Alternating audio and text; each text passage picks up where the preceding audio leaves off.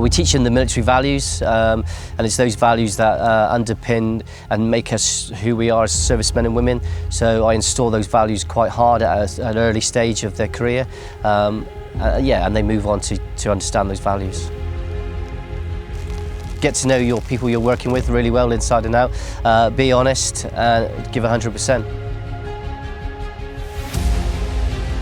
I left the military after 22 years, back in 2011.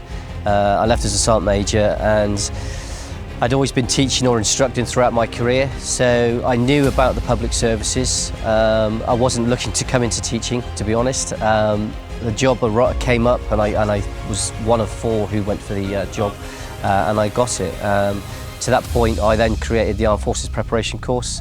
And for me, it's all about seeing these youngsters coming back, having succeeded in their uniform and inspiring the next generation. And in the 10 years I've been teaching now, I think in the region of 120 that I've taught have now gone on to serve our country. So yeah, it's good, it's been good. We've got the Armed Force Prep students and public service students out on a survival week. We've divided the classes into 3 classes, and they're out for 24 hours where they go through a series of lessons where they'll be taught basic survival stuff, because as they move forward into their military careers, most of them will carry out some sort of survival training. So it's a bit of insight into that sort of stuff. Most of the courses have a 1 day a week out doing either sort of orienteering or adventure sports, or even if it's navigation on Dartmoor, which is obviously part of their curriculum. So there is an element of outdoor stuff embedded within the curriculum.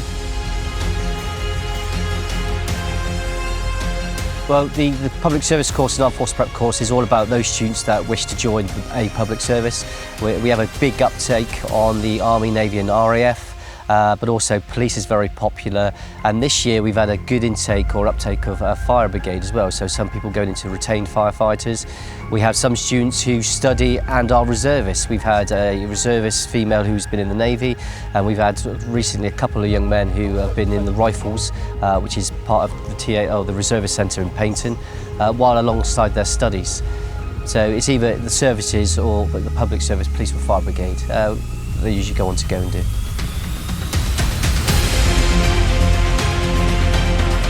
Before public service students or Armed Force Prep students join our course, we take them away to Pier Cellars down at Corsands, which is the HMS Raleigh's Leadership Development Centre, and we run them through a 3-day boot camp, which is, you know, they're up at 6 o'clock in the morning, getting wet, dirty, muddy, doing some PT, meeting people like the Marines, the police, the fire brigade, and then just really getting an insight into what the public services offer. All the lecturers that teach are ex-servicemen and women, and we sort of just embed some values into them into those 3 days and make sure that actually the course is right for them, and we can look at them and see actually that is the course right for them as well. Yeah, so 3 days, and then as soon as that's finished, they start the course.